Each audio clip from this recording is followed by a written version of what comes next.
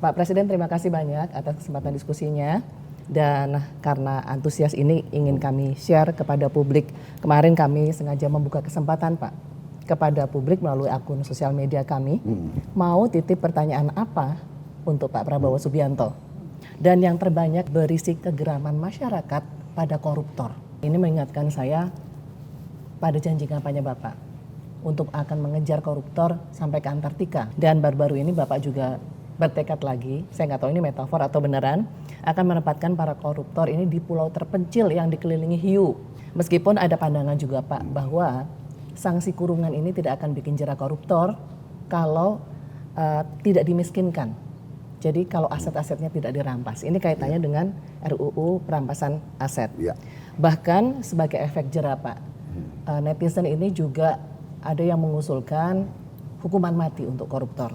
Baik, ini pertanyaan bagus ya. Jadi jangankan rakyat yang geram, saya juga geram. Ya.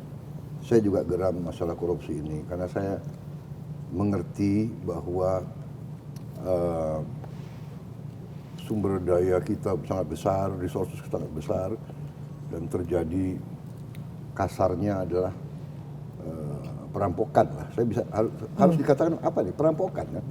Dan perampokan itu kadang-kadang pakai cara-cara yang sok legal, iya kan? Jadi kalau dicek tidak ada pelanggaran, iya kan? Tender sudah diatur, siapapun pemenangnya. Kadang-kadang tender itu diam-diam tidak diumumkan, atau diumumkan hari Selasa jam 10, tak tutup udah jam 2 udah tutup, ya kan? Yang masuk 3 penawaran semua related, orang yang sama, udahlah. Seperti akal-akalan. Bener kan? Ini praktek sudah terjadi. Ya ini kan dari segi hukum tidak salah. Satu, geram. Jaksa Agung juga kadang-kadang geram, Pak. Kita sudah tangkap, kita sudah ungkap, sudah berhasil menang di pengadilan negeri. Dia naik banding, kita menang. Dan Mahkamah Agung PK kita dikalahkan. Jadi ini masalah ya. Jadi langkah saya dalam waktu dekat saya sudah suruh hitung Menteri Keuangan ya dengan Menseknek. Saya ingin naikin gaji semua hakim. Saya ingin naikin gaji skala signifikan semua hakim. Saya hitung-hitung mampu kita. Ya jadi memang apa ya, hasil efisiensi gitu. Kalau tidak salah ya, untuk meningkatkan signifikan semua hakim mungkin butuh 12 triliun ya. Nggak sampai 20 triliun. Penghematan perjalanan dinas ke luar negeri bisa naikin gaji seluruh Indonesia, semua gaji, dan signifikan. Nanti saya dimarahin juga, kok hakim yang dinaikin signifikan, kami gimana? Ya tapi hakim dulu mungkin ya, karena hakim kita harus dibikin begitu terhormat dan begitu yakin sehingga dia tidak bisa disuap. Saya juga kasih petunjuk, hakim harus punya rumah dinas yang layak. Ya maksud saya ya, kalau kita tahu penjara kadang-kadang dengan kekuatan uang dia tiap malam bisa keluar jalan-jalan. Meskipun ada di pulau terpencil, kalau ada uang bisa disuap Pak. Kalau di pulau kecil kan susah dia mau keluar. Ini sedang kita cari gitu loh, tempatnya, pulaunya gitu. Saya diusulkan ada pulau lepas pantai Banten. Wah ini terlalu dekat. Nah masalah dimiskinkan, saya berpendapat begini, kembalikan yang kau curi.